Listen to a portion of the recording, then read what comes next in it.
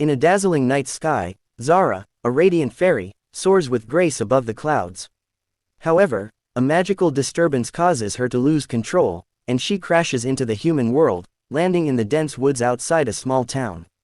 Injured and disoriented, she realizes her wings are broken and her magic is fading. Ben, a reclusive engineer living on the outskirts of town, stumbles upon Zara while on a late-night walk. At first, he thinks she's a hallucination, a product of his grief over losing his wife and daughter in a tragic accident.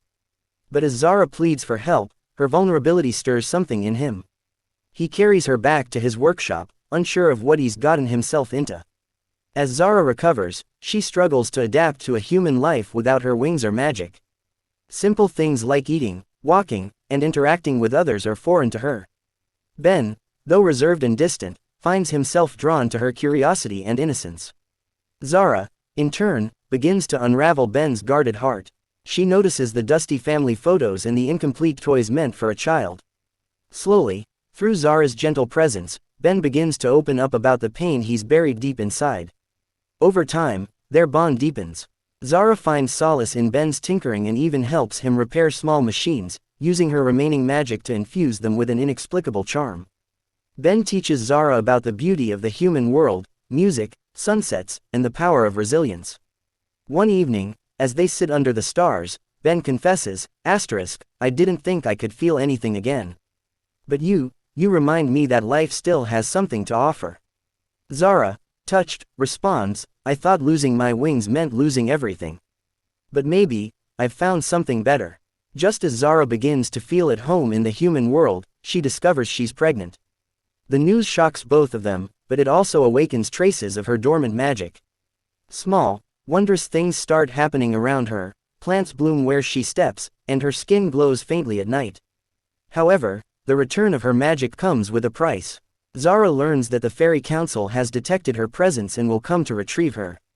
If they find her, she will be forced to return to the fairy realm, leaving Ben and their child behind. Faced with the impending separation, Ben and Zara must decide their future. Ben, who has already lost so much, is determined to fight for Zara and their unborn child. Together, they work on building a magical device that can shield Zara from the Fairy Council's detection. During this time, Zara begins to regain fragments of her wings, symbolizing her inner healing. She realizes that her love for Ben and their child has given her a strength she never knew she had.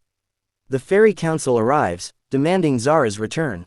In a heartfelt plea, Zara explains that she has found love, family, and purpose in the human world, things she never experienced in the fairy realm.